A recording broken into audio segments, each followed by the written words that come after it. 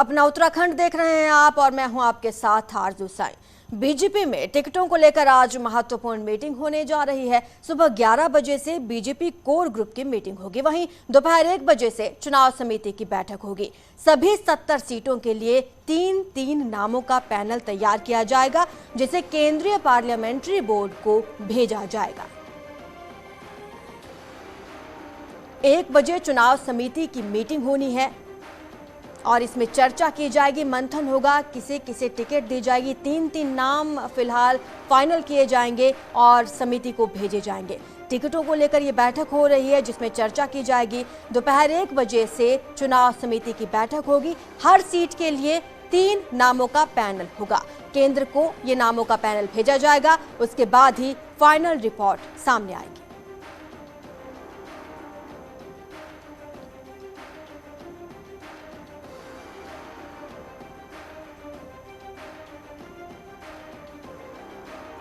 टिकटों को लेकर बैठक होनी है और इसी में चर्चा की जाएगी। 11 बजे से ही कोर ग्रुप की बैठक है, उसके बाद चुनाव समिति की बैठक होनी है और तीन नामों का पैनल भेजा जाएगा केंद्र के लिए, जिसके बाद फाइनल रिपोर्ट सामने आएगी।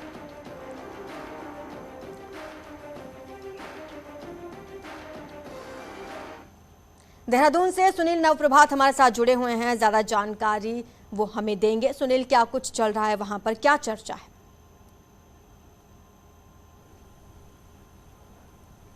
देखिए, अब से कुछ देर बाद 11 बजे से बीजेपी कोर ग्रुप की मीटिंग होगी, जिसमें बीजेपी के जो तमाम आला लीडर्स हैं, जिसमें मुख्यमंत्री हैं, प्रदेश अध्यक्ष हैं, उत्तराखंड के जो चुनाव प्रभारी हैं प्रहलाद जोशी और जो बीजेपी के प्रभारी हैं दुष्यंत गौतम, वो भी इसमें मौजूद होंगे। सभी सांसद इसमें मौजूद रहेंगे। इसके अलावा कोर ग्रुप के जो दो से 3 मंत्री भी जो कोर ग्रुप में हैं वो भी इसमें शामिल होंगे।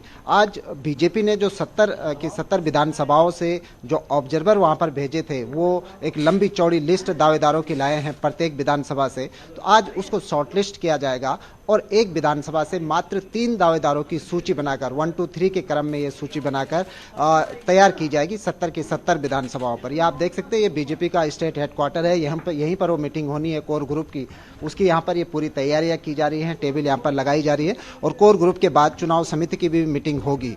बीजेपी की ओर से कोशिश ये होगी कि जिस तरह से यूपी में जो पूरा घटनाक्रम देखने में मिला कि टिकट बंटवारे के बाद वहां पर लगातार विवाद की स्थिति आई और कई मंत्री विधायक वहां पर बागी हुए, वो घटनाक्रम उसकी पुनरावृत्ति उत्तराखंड में न हो, इसकी बीजेपी संगठन के लेवल पर पूरी कोशिश की जा रही है। और उसी के मद्देनजर एक कोर ग्रुप की मीटिंग है कि कम से कम जो प्रत्येक विधानसभा सीट से 10-10, 15-15 लोगों ने जो दावेदारी की है उसको शॉर्टलिस्ट कर एक राय बनाई जाए 3 लोगों पे प्रत्येक विधानसभा से। ये केंद्रीय पार्लियामेंट्री बोर्ड को भेजा जाएगा और केंद्रीय पार्लियामेंट्री बोर्ड इन 3 को भी शॉर्टलिस्ट करके एक विधानसभा पर एक कैंडिडेट का नाम फाइनल करेगा।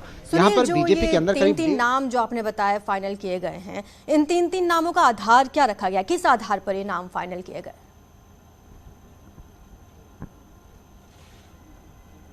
देखिए, 2017 में बीजेपी की 57 विधायकों के साथ प्रचंड बहुमत की सरकार आई थी। बीजेपी ने इस बार अब की बार 60 सीट के पार का नारा दिया है। बीजेपी की कोशिश जो अभी शुरुआती दौर में जो जानकारी मिली है, जो इनपुट बीजेपी से आ रहे हैं, तो बीजेपी करीब दर्जन भर अपने विधायकों के टिकट काट सकती है जिनकी पुअर परफॉर्मेंस पाई गई है। जो पार्टी के सर्वे में भी जिनकी पुअर परफॉर्मेंस देखने को मिली है, उनके टिकट काटे जा सकते हैं एंटी इनकम्बेंसी कम करने के लिए। और यही बीजेपी के लिए बड़ी माथापच्ची वाली बात है कि किनके टिकट काटे जाएं। जिनके टिकट काटे जाएंगे वो बगावत पर न उतरे, उसके लिए ये एक राय बनाई जाएगी। खासकर कुछ सीटें ऐसी है, अगर मैं केदारनाथ सीट की बात करूं, केदारनाथ सीट पर बीजेपी का विधायक अभी नहीं है, कांग्रेस का सिटिंग विधायक वहां पर है, लेकिन बीजेपी के अंदर दावेदारों की लंबी फौज है। माना यह भी जा रहा है कि जो कैबिनेट मंत्री हरक सिंह रावत हैं वो भी केदारनाथ से टिकट मांग रहे हैं, लेकिन पार्टी के अंदर हरक सिंह रावत को लेकर एक राय नहीं है। लैंसडाउन सीट पर बीजेपी के सिटिंग विधायक हैं दिलीप रावत, लेकिन वहां पर भी लगातार घमासान की स्थिति बनी हुई। आपने देखा होगा, लगातार दिलीप रावत ने कैबिनेट मंत्री हरक सिंह रावत के खिलाफ मोर्चा खोला हुआ है, क्योंकि यह भी माना जा रहा है कि हरक सिंह रावत लैंसडाउन से भी टिकट लड़ सकते हैं, चुनाव लड़ सकते हैं या अपनी बहू को टिकट दिलवा सकते हैं। शुक्रिया आपका इस तमाम जानकारी के लिए। तमाम अपडेट्स हम आपसे लेते रहेंगे। तो कोर कमेटी की बैठक होनी है, जिसके बाद 3 नामों का पैनल केंद्र को भेजा जाएगा, उसके बाद ही फाइनल रिपोर्ट पेश होगी। चलिए बढ़ते अपनी अगली खबर की ओर। देहरादून में कल देर रात कांग्रेस महिला मोर्चा की प्रदेश अध्यक्ष सरिता आर्य ने बीजेपी के चुनाव प्रभारी प्रहलाद जोशी से मुलाकात की। करीब 1 घंटे दोनों नेताओं की मुलाकात हुई और इस मीटिंग में पूर्व सीएम रमेश पोखरियाल निशंक भी मौजूद रहे। सरिता आर्य जल्द ही बीजेपी का दामन थाम सकती हैं। यशपाल आर्य और संजीव आर्य के कांग्रेस में आने के बाद से ही सरिता आर्य नाराज बताए जा रहे हैं। पूर्व सीएम त्रिवेंद्र रावत के घर कुछ विधायकों की मीटिंग हुई। टिकट बंटवारे पर बीजेपी की बैठक होनी है, लेकिन उससे पहले लॉबिंग शुरू हो गई है। कोर ग्रुप की मीटिंग से पहले शुक्रवार को पूर्व सीएम त्रिवेंद्र रावत के घर पर मीटिंग हुई, जिसमें टिकट कटने की आशंका से परेशान कुछ विधायक पहुंचे थे। त्रिवेंद्र के घर पर मौजूद विधायकों में धन सिंह नेगी, मुकेश कोहली, दिलीप रावत, विजय पवार, दीवान सिंह बिष्ट शामिल थे। बीजेपी में टिकट पर संग्राम मचा हुआ है। लैंसडौन से बीजेपी विधायक दिलीप रावत ने कैबिनेट मंत्री हरक सिंह रावत के खिलाफ खुलकर मोर्चा खोल दिया है। दिलीप रावत ने कहा कि बहुत से लोग मुझे अन्य विधानसभा से चुनाव लड़ने की सलाह दे रहे हैं, लेकिन मेरे पास एक ही पार्टी, एक ही विधानसभा है। दिलीप रावत ने एक कदम आगे बढ़ाते हुए कहा कि मेरे पास एक ही पत्नी का भी विकल्प है, बहुतों के पास बहुत विकल्प है। हालांकि दिलीप रावत ने नाम नहीं लिया, लेकिन उनका निशाना सीधे सीधे हरक सिंह रावत की ही तरफ था। हरक सिंह अपनी बहू के लिए लैंसडौन से टिकट मांग रहे हैं, इसलिए दोनों के बीच ठनी हुई है। पास बहुत सारे लोगों के सुझाव आ रहे हैं कि आप दूसरी विधानसभा से लड़ लो। मेरा तो तुमसे यही कहना है कि मेरे पास एक ही विधानसभा है, लैंसडौन विधानसभा, और एक ही पार्टी है, भारतीय जनता पार्टी। वो ऐसी ही है जैसे मेरे पास एक ही पत्नी का विकल्प है। इसलिए बहुत सारे लोगों के लिए मेरा निवेदन है, आपके पास बहुत सारे विकल्प हैं, हर चीज के विकल्प हैं, तो वो तो कहीं भी तलाश सकते हैं अपनी व्यवस्था। उत्तराखंड कांग्रेस की स्क्रीनिंग कमेटी की बैठक 2 दिन बाद शुक्रवार को खत्म हुई। कांग्रेस नेताओं के मुताबिक आज फिर सोनिया गांधी के साथ कांग्रेस सीईसी की बैठक होगी और आज शाम होने वाली बैठक के बाद पहली लिस्ट की घोषणा कर दी जाएगी। आज की बैठक वर्चुअल होगी, जिसमें सोनिया गांधी के साथ हरीश रावत, गणेश गोदियाल और प्रीतम सिंह शामिल होंगे। कमेटी की बैठक हुई, कल भी हुई, आज भी हुई और तमाम 70 विधानसभाओं पर चर्चा हुई है। काफ़ी हद तक नाम जो है वो तय भी हो गए हैं, कहीं पर जो है डॉकेट भी बना है और मैं समझता हूँ कि कल सीईसी की बैठक है। उस बैठक में जितने नाम जो है अप्रूव हो जाएंगे, उनकी सूची परसों तक जारी हो जाएगी या कल रात तक जारी हो जाएगी। इस 3 दिन की बैठक में मतलब 2 बार पहले और कल और आज ये तय हो गया है कि 70 सीटों पर कहीं अधिकांश सीटों पर एक उम्मीदवार और कुछ सीटों पर 2 उम्मीदवार का पैनल तैयार हो गया है और हम 70 की 70 सीटों का पैनल कल सीईसी में रखेंगे और उम्मीद करता हूं कि कल शाम तक ही हमारी एक लिस्ट तैयार हो सकती है। तो उधर हरीश रावत के भी चुनाव लड़ने की खबर है, जिसके बाद 2 सीटों को लेकर बात हो रही है। रामनगर सीट पर कांग्रेस के 4 में से 3 दावेदारों ने हरीश रावत के समर्थन में अपनी दावेदारी वापस ले ली और प्रस्ताव पास करके पार्टी को भेज दिया है। तीनों ही दावेदारों ने कहा कि हरीश रावत रामनगर से चुनाव लड़े। संजय नेगी, पुष्कर दुर्गापाल और आशा बिष्ट ने हरीश रावत से रामनगर आकर चुनाव लड़ने की मांग की और कहा कि अगर हरीश रावत रामनगर से चुनाव लड़ते हैं तो वो अपनी दावेदारी वापस लेते हैं। हालांकि रामनगर सीट पर कांग्रेस के कार्यकारी अध्यक्ष रणजीत रावत पिछला चुनाव लड़े थे और रणजीत रावत इस बार भी सीट पर दावेदारी कर रहे हैं। वहीं हरीश रावत की सीट को लेकर इस बार कई कयास हैं। डीडीहाट में तो सभी कांग्रेस दावेदारों ने हरदा के समर्थन में प्रस्ताव पास किया था और यहां 4 में से 3 ने रावत का समर्थन किया। पूर्व मुख्यमंत्री हरीश रावत जी ने विकल्प के तौर पर 2 सीटें इस प्रदेश में अपने लिए जो है होल्ड करा रखी हैं, जिसमें से एक रामनगर और एक डीडीहाट है, जिसका आज हमने प्रस्ताव बनाकर हम तीनों दावेदारों ने एक राय होकर ये कहा है कि माननीय पूर्व मुख्यमंत्री यदि हरीश रावत जी रामनगर से चुनाव लड़ना चाहते हैं तो हम तीनों अपना जो हमारी दावेदारी है हम उस दावेदारी को वापस लेते हैं। 4 दावेदार थे, तीनों एक राय होकर हरीश रावत जी को चुनाव लड़ाना चाह रहे हैं और चौथे जो यहाँ पर दावेदार हैं मुख्य रूप से हरीश रावत जी, उनसे भी बात करेंगे, उन्हें भी अपने साथ लाने की कोशिश करेंगे। हरीश रावत जी हमारे हाईकमान हैं, जब उन्होंने रामनगर से लड़ना है तो दूसरे का तो जिक्र ही नहीं आना है, फिर दूसरा और तीसरा और चौथा तो कहने का सवाल ही नहीं है। हरीश रावत जी सर्वमान्य नेता हैं और वो लड़ेंगे, हम सब उनके साथ हैं। नहीं लड़ेंगे तो वो परिस्थिति बताएगी। कोरोना के मामले लगातार बढ़ रहे हैं, जनता के बीच जाकर प्रचार नहीं हो पा रहा। ऐसे में 15 जनवरी के बाद भी रैली जनसभा को लेकर चुनाव आयोग से राहत की उम्मीद कम है। ऐसे में किसने क्या सोचा है, ये रिपोर्ट देखिए।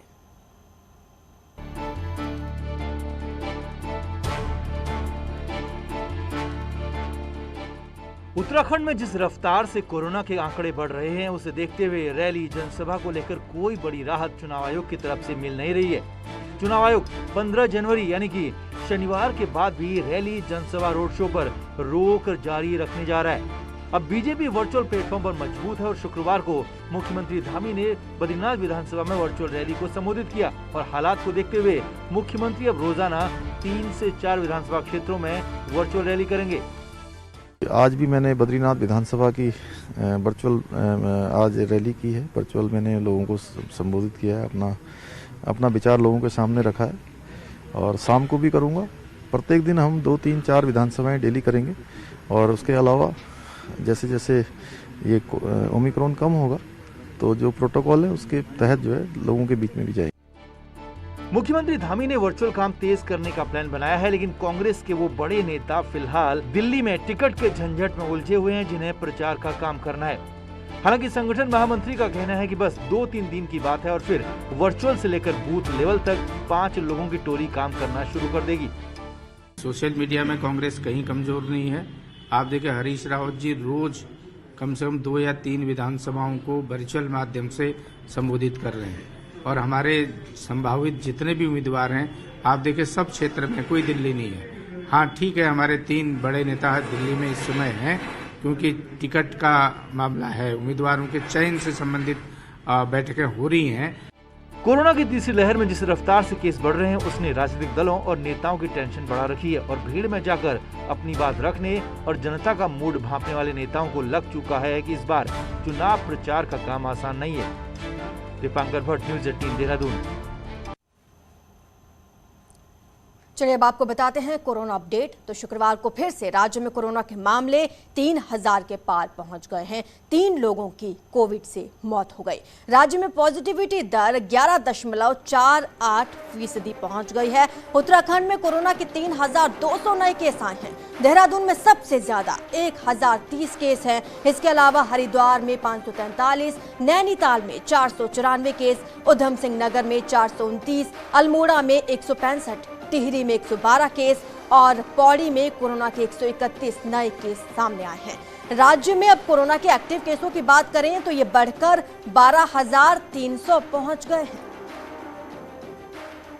तो कोरोना ने लगातार चिंता बढ़ा रखी है। राज्य में अब कोरोना के 3,200 से ज्यादा मामले सामने आए हैं। पिछले 24 घंटों में 3 लोगों की मौत हो चुकी है। देहरादून में सबसे ज्यादा मामले सामने आए हैं, तो वहीं हरिद्वार और नैनीताल भी पीछे नहीं हैं। लगातार मामलों में बढ़ोतरी दर्ज की जा रही है। पिछले 24 घंटों की अगर बात करें तो 3 लोग कोरोना के चलते अपनी जान गंवा चुके हैं। चलिए हमारे संवाददाता दीपांकर भट्ट देहरादून से हमारे साथ जुड़े हुए हैं, तो उन्हीं से ज्यादा जानकारी लेंगे। देहरादून में तो हालात बहुत खराब हो रहे हैं, क्या प्रशासन वहां पर तैयारी कर रहा है अब?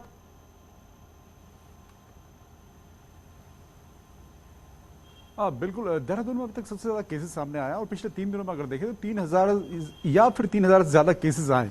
तो ये बात साफ है कि इसको लेकर सरकार के लिए एक चैलेंज जरूर रहेगा। मुख्यमंत्री पुष्कर सिंह धामी का कहना है कि चाहे किसी डिस्ट्रिक्ट में हो, देहरादून, नैनीताल, उधम सिंह नगर, हरिद्वार या बाकी पहाड़ के डिस्ट्रिक्टों में, सभी जगहों पर अलर्ट रखा गया है सभी डीएम्स को और सीएमओस को कि वो पूरी तरीके से तैयार रहे। लेकिन आज जो नजर रहेगी चुनाव आयोग के अगले आदेश पर रहेगी कि चुनाव आयोग जो पाबंदियां 8 तारीख को अनाउंस की थी चुनाव आयोग ने कि आप रैली जनसभाएं नहीं कर पाएंगे, तो जिस तरह केसेस बढ़ रहे हैं इसी बात का डर नेताओं को है कि ये पाबंदियां आगे भी जारी रहेंगी। तो ऐसे में वर्चुअल एक माध्यम बचता है जहां से नेता प्रचार कर पाएंगे। तो नेताओं के लिए ये बड़ा चैलेंजिंग होने वाला है अगला 1 हफ्ता, जब टिकट भी अनाउंस हो जाएंगे और कैंडिडेट्स को अपने क्षेत्र में जाना होगा। तो इस दोनों लिहाज से देखा जाए तो चैलेंज है, लेकिन अब चुनाव आयोग आज किन गाइडलाइंस के साथ आगे बढ़ता है इस पर नजर रहेगी। लेकिन क्या लगता है आपको कि क्या रोक आगे भी जारी रहने वाली है चुनाव आयोग की ओर से?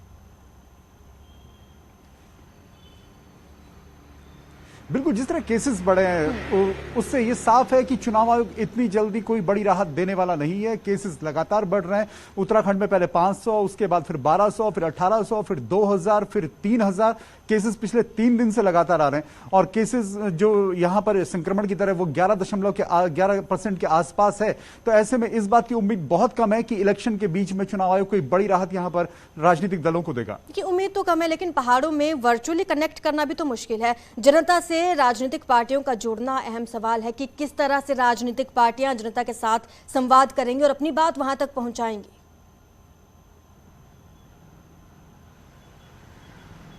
बिल्कुल, नेताओं के लिए सबसे बड़ी टेंशन यही बना हुआ है कि कैसे अपनी बात पब्लिक तक पहुंचाई जाए। और अब अगर वर्चुअल माध्यम ही रहेगा और राजनीतिक चुनाव की तरफ से पाबंदियां बरकरार रही तो फिर बहुत मुश्किल होगा यहाँ पर जो नेता हैं, जो पूर्व विधायक हैं या फिर जो सिटिंग एमएलएज हैं या जो नए दावेदार हैं, उनके लिए, उम्मीदवारों के लिए अपनी बात जनता तक पहुंचाना। तो ऐसे में अब पॉलिटिकल पार्टीज की टेंशन ये जरूर है कि एक लहर जो पैदा करनी होती है नेताओं को, वो लहर नहीं पैदा हो पा रही है। जी, शुक्रिया आपका इस तमाम जानकारी के लिए। तमाम अपडेट्स हम आपसे लेते रहेंगे। तो फिलहाल रुकते हैं एक छोटे से ब्रेक के लिए, जल्द हाजिर होंगे।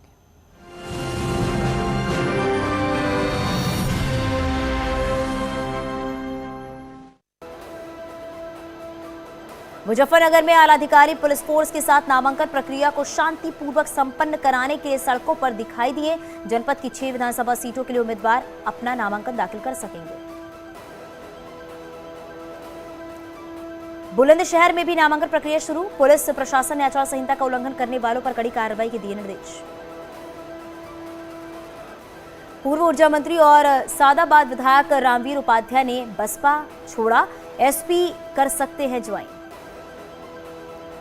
यूपी चुनाव के लिए नोटिफिकेशन आज जारी। पहले चरण के लिए चुनाव के लिए आज से शुरू हुए नामांकन। पहले चरण में 11 जिलों के 58 सीटों के लिए 21 जनवरी तक नामांकन।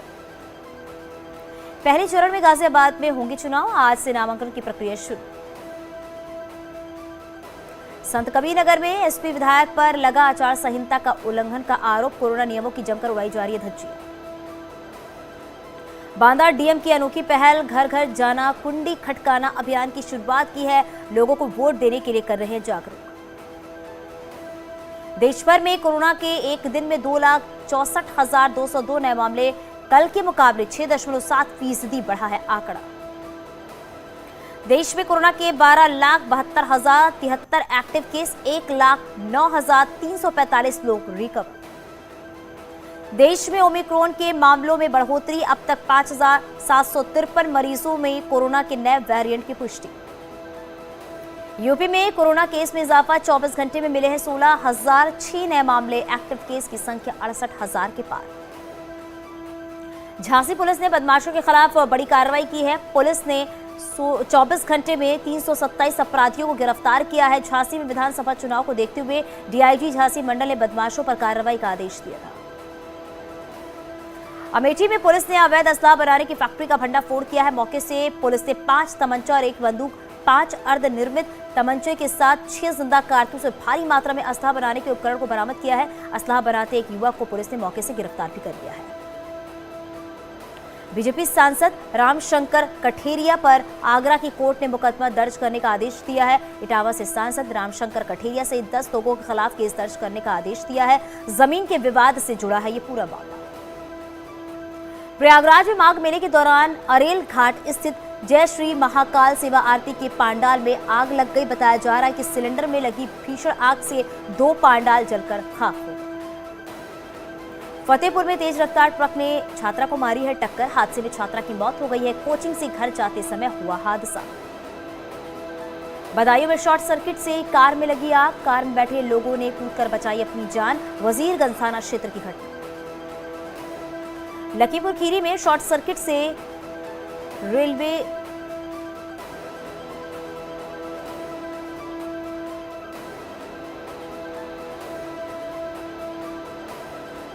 जम्मू में शहीद हुए बहराइच कलाल। एलओसी पर गश्त के दौरान चली गोलियों में शहीद हुए सर्वजीत सिंह, परिजनों में शोक की लहर। दिल्ली नोएडा पर बम होने की खबर से हड़कंप। गाजीपुर सब्जी मंडी के पास बम मिलने की सूचना, दिल्ली पुलिस ने मॉक ड्रिल से किया इनकार। फतेहपुर में निशा हत्याकांड का खुलासा। प्रेम प्रसंग में भाई ने झूठी शान की खातिर बहन को मौत के घाट उतारा, पुलिस ने किया गिरफ्तार। शाहजहांपुर पुलिस को मिली बड़ी कामयाबी, 15 जुआरियों को किया गिरफ्तार, कब्जे से 1.56 लाख रुपए बरामद। सुल्तानपुर में महिला के पैर में गोली मारने के मामले में पुलिस का खुलासा। राजनीतिक के कद बढ़ाने और प्रत्याशी बनाने की लालच में खुद पर चलवाई की गोली। देवरिया में अवैध शराब के खिलाफ पुलिस की कार्रवाई, 4000 कुंतल शराब की बरामद, कई हजार कुंतल लहन भी नष्ट की। मथुरा पुलिस को मिली बड़ी कामयाबी, अवैध हथियार फैक्ट्री का खुलासा, कब्जे से 25 तमंचे, बंदूक, अधबने तमंचे व हथियार बनाने के उपकरण बरामद, करीब 6 लोग घायल। पश्चिम बंगाल के सिलीगुड़ी में सैकड़ों की संख्या में विदेशी पक्षियों ने डाला डेरा।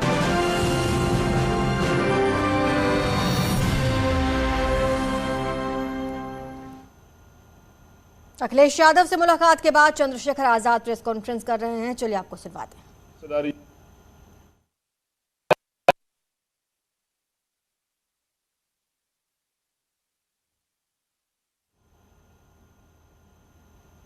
अखिलेश यादव से मुलाकात की है चंद्रशेखर आजाद ने, और इसी बीच क्या कुछ मंथन हुआ सीट बंटवारे को लेकर। और मैं उन साथियों से भी कह रहा हूं कि कम से कम पत्रकारिता गरिमा तो बना।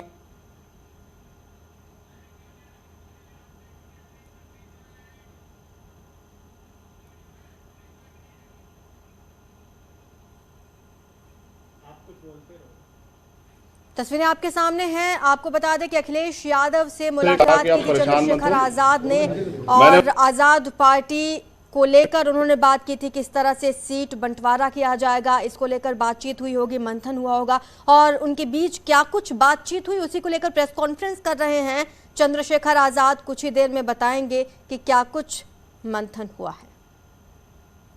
नहीं गए उनके घर, फिर भी एसपी अध्यक्ष अखिलेश यादव से उनकी मुलाकात सार्थक रही है, इस बात का जिक्र किया जाएगा। चंद्रशेखर आजाद कुछ ही देर में मीडिया के सामने अपनी बात रखेंगे।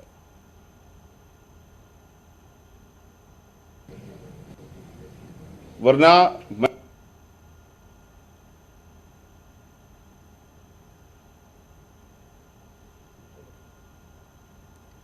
तो आपको बता दें कि एसपी में लगातार बागी विधायक जा रहे हैं, चाहे वो किसी भी पार्टी के हों, और लगातार गठबंधन भी किया जा रहा है। इसी गठबंधन को लेकर चंद्रशेखर आजाद ने मुलाकात की। और ये मुलाकात कितनी सार्थक रही है, इसमें क्या कुछ बातचीत हुई है, यही बताएंगे चंद्रशेखर आजाद। आजाद पार्टी भीम आर्मी के अध्यक्ष हैं चंद्रशेखर आजाद, और पार्टी में सीट बंटवारे को लेकर मना कर दिया कि वो ऐसा नहीं करेंगे, तो हम इसी को लेकर बातचीत करेंगे। दलितों के खाना खाने गए तो बीजेपी जैसा ही जो है ना व्यवहार उनका कल देखने को मिला। चंद्रशेखर भाई एक सवाल आपसे ये है। चंद्रशेखर भाई देखिए, ये पहले तो ये क्लियर कर, एक सेकंड, एक छोटा सवाल ले, बस एक सेकंड। 2 दिन से आप इंतजार कर रहे हैं ना, मैं भी 2 दिन से, मुझे 9 साल हो गए हैं इस लड़ाई को लड़ते हुए। 9 साल से मैं इस लड़ाई को लड़ रहा हूं, और कभी भी दलित पिछड़ों पे, आदिवासियों पे, पसमानदा पे कभी उनके हितों की रक्षा की बात होती है, चाहे सीएनपी एनआरसी का मामला हो। मैं पहला शख्स था जो जेल गया। नेता डर रहे थे कि मुसलमानों की लड़ाई लड़ेंगे तो यहाँ जो है दिक्कत आ जाएगी। मेरी चीजें ये है ना, जो आपने पिछले घोषणा पत्र के थे आपने तो उनको तो पूरा नहीं किया, इसलिए मैं उनसे चाहता था कि वो स्टेट अपना जो है ना वो फाइनलाइज करें, मजबूती से रखें, लेकिन वो नहीं चाहते हमारे मुद्दों बात करने। तो कहने से नहीं चलेगा, तो हमने तय किया है कि अभी हम समाजवादी पार्टी के साथ गठबंधन में नहीं जा रहे।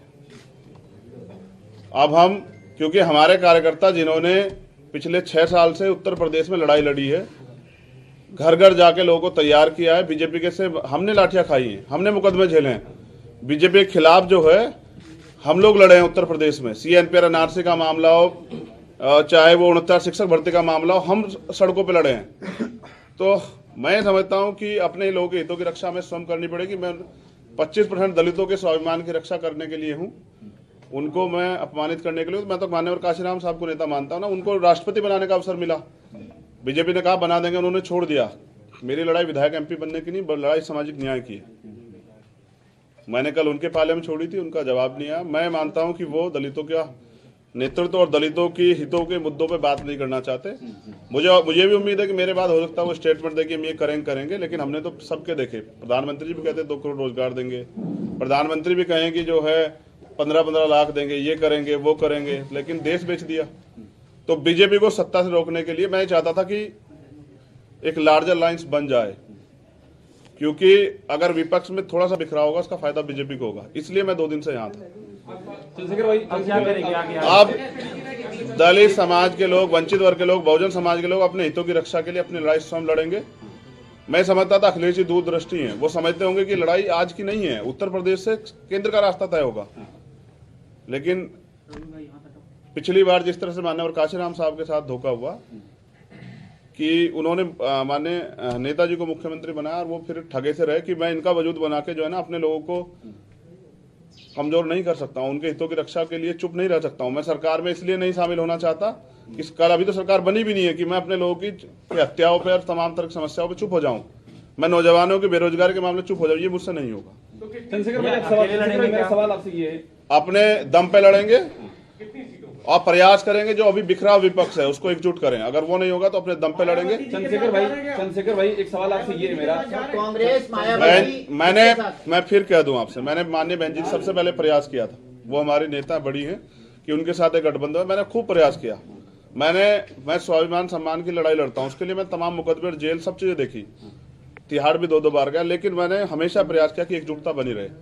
मैंने बहन जी से प्रयास किया, उन्होंने कोई इस पे सहमति नहीं की, मैंने भैया से प्रयास किया, मैंने उनको बड़ा भाई माना, क्योंकि मुझे पता है कि शायद उनको कुछ ना हो, लेकिन अगर सरकार बीजेपी की आ जाती तो अगले 5 साल में जो दलितों को, मुसलमानों को, पिछड़ों को, आदिवासियों को और सब समाज को जो झेलना पड़ा और जो पिछले 5 साल में झेलना पड़ा, कहीं मैं उसका हिस्सेदार ना बन जाऊं। मेरे भाई पर सवाल ये है कि आखिर वजह क्या रही, क्योंकि देखिए हम ये खबर लगातार चला रहे हैं गठबंधन नहीं हो सका, टीवी नहीं, आपको अखिलेश जी 12:30 बजे मिलेंगे, लेकिन ये बताइए कि आप उनसे पूछे कि ऐसा बड़ा हो रहा है इसलिए आपका कद बड़ा हो जाएगा इसलिए नहीं गठबंधन किया गया। मेरा कद, मैं समझिए ना, मैं व्यक्तिगत तो लड़ाई लड़ ही रहा हूँ, मेरे कद की क्या है। अच्छा, क्या मैं, आप तो पूरे प्रदेश का मेरा काम जानते हैं, 23 प्रदेशों में हमारा संगठन है, मैं तो बिहार तक चुनाव लड़के अपने दम पे, तो मैं क्या उत्तर प्रदेश में नहीं लड़ सकता हूँ। लेकिन मेरा प्रयास ये था, क्योंकि मैं नहीं चाहता कल किसी दलित का, की बच्ची का, किसी मुस्लिम समाज की बच्ची का, किसी अन्य धार्मिक अल्पसंख्यक समाज समझ, किसी स्वर्ण समाज की बच्ची का भी रेप हत्या हुआ। हमने देखा ना उन्नाव क्या हुआ, हमने देखा ना हाथरस क्या हुआ।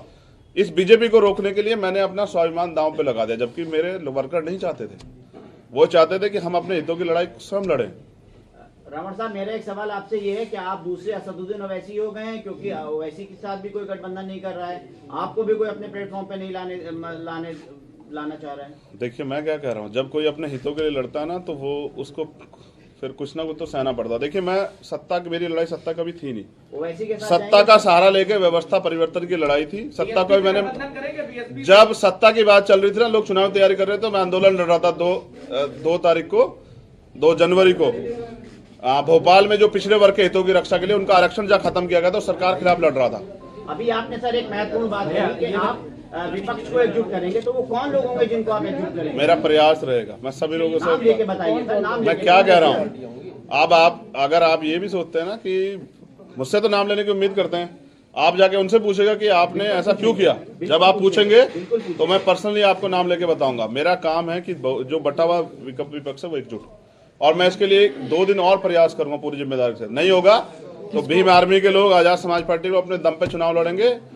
और गलत ये है ना कि मैं आपको अगर बुला के 10 बजे कि पीसी 10 बजे है और आपको 12 बजे तक इंतजार कराऊं तो आपका काम बाधित होगा। मुझे ऐसा लगता है मेरे साथ यही हुआ कि पिछले 2 महीने से हमसे कहा गया कि आप जो है ना हमारे साथ मिलके वो करेंगे। हमारा प्रयास था, हमारा समाज चाहता था कि बीजेपी से किस तरह से छुटकारा मिले, और हम लड़े 5 साल। किसी का मामला हो, उन्नाव का हो, हाथरस का हो, जौनपुर का हो, 4 दलितों की हत्या की जाती, कभी कोई व्यक्ति नहीं जाता है। प्रयागराज में 4 दलितों के सामने 2 उसकी माँ और उसकी बच्ची के साथ हत्या होती है। तो कुछ सीटों की मांग की थी क्या अखिलेश जी से? बात हिस्सेदारी की है, जिसकी इतनी संख्या बारी उसकी इतनी हिस्सेदारी। आपको वो 3 सीटें, चंद्रशेखर भाई आपको 3 सीटें दे रहे थे, हमारी जानकारी है, और उसमें 2 सीटें कह रहे थे आप उनके सिंबल पे लड़िए। तो मैं क्या कह रहा हूँ, ये आप उनसे पूछेगा कि दे रहे थे या नहीं दे रहे थे, कितनी सीटें दे रहे थे। अजय भाई, TV9 का आखिरी सवाल ये है कि आप किसको अप्रोच करेंगे, प्रियंका जी को, बहन जी को, या फिर अगर बात नहीं बनती तो अकेले कितनी सीटों पर लड़ेंगे? मैंने कहा कि मैंने हमेशा प्रयास किया, लेकिन लड़ाई जो है ना यहाँ इस प्रदेश में महिला सुरक्षा की है। लड़ाई इस प्रदेश में हक अधिकार की है। लड़ाई इस देश में बुनियादी है, मुद्दों की राजनीति है। मैं धर्म और उसकी राजनीति में नहीं जाता हूँ कभी। लड़ाई मुद्दों की राजनीति की, और मुद्दों पे बात नहीं होगी तो जी के साथ जाएंगे। आकांक्षाएं बहुत बड़ी हो गई हैं, ऐसी चर्चा पॉलिटिकल करते हुए तमाम जिस तरह से आपने स्टैंड रखा है, सपा के लीडरों का भी स्टैंड है, क्या कब में राजनीतिक बातें जो बात की जा रही है पॉलिटिकली कोई दिखता है? मुझे बस इतना बताइए कि विधायक बनने के लिए किस उम्र की जरूरत होती है, उसकी सीमा क्या है बताइए। आप बताइए ना, पत्रकार है ना, आप बताइए ना क्या सीमा होती है कि विधायक का चुनाव लड़ने के लिए, बताइए ना। मैं एक बड़े समाज को बिलोंग करता हूं और हम में क्षमता है। अगर आप ये कहना चाहते हैं कि दलित समाज के लोग अपना प्रतिनिधित्व मांग रहे हैं तो गलत कर रहे हैं, तो ये आपकी गलतफहमी है। इंडिविजुअल राजनीतिक मैं फिर क्या कर रहा हूँ, इंडिविजुअल राजनीतिक महत्वाकांक्षा, मैं तो जिसको नेता मानता हूँ उन्होंने राष्ट्रपति का पद छोड़ दिया, मैंने उनको बड़ा भाई कहा और मैं इस रिश्ते को निभाऊंगा। लेकिन लड़ाई प्रतिनिधित्व की है, हिस्सेदारी की है। बहुजन समाज के लोग किसी से भीख नहीं मांग रहे हैं सर, हिस्सेदारी मांग रहे हैं। तब आप क्या करेंगे? अभी आपने कहा अखिलेश जी में फोन नहीं मैंने किया। शेखर ने अखिलेश यादव पर यहां पर हमला बोला है। अखिलेश दलितों का साथ नहीं चाहते, ये बात चंद्रशेखर ने यहां पर प्रेस कॉन्फ्रेंस करके आरोप लगाया। बीएसपी की गठबंधन पे सहमत नहीं, ये यहां पर जानकारी दे रहे हैं। समाजवादी पार्टी के साथ गठबंधन नहीं कर रहे हैं, ये बात उन्होंने कही। हमारे अधिकारों के सवाल पर अखिलेश यादव चुप हैं, बीएसपी की गठबंधन पर सहमत नहीं, दलित अपनी लड़ाई खुद लड़ेंगे। चंद्रशेखर आजाद ने लखनऊ में यहां पर यह प्रेस कॉन्फ्रेंस की और अखिलेश यादव पर बड़ा हमला बोला है। उन्होंने कहा कि हमारे अधिकारों पर अखिलेश यादव चुप हैं, अखिलेश ने दलित समाज का अपमान किया है, अखिलेश से मुद्दों पर सहमति नहीं, अखिलेश दलित से गठबंधन नहीं चाहते हैं, आजाद समाज पार्टी का एसपी से गठबंधन नहीं, दलित अपनी लड़ाई खुद लड़ेंगे। ये चंद्रशेखर ने यहां पर इस बात को कहा है। उन्होंने कहा कि बीजेपी को सत्ता में नहीं आने देंगे। साथ ही साथ चंद्रशेखर ने मायावती को जन्मदिन की शुभकामनाएं भी दी हैं। और ये चंद्रशेखर की प्रेस कॉन्फ्रेंस यहां पर अभी हुई और अखिलेश यादव पर उन्होंने बड़ा हमला बोला है। तो हम आपको सुनवा रहे हैं कि अखिलेश यादव से मुलाकात के बाद किन बातों का जिक्र यहां पर किया गया है।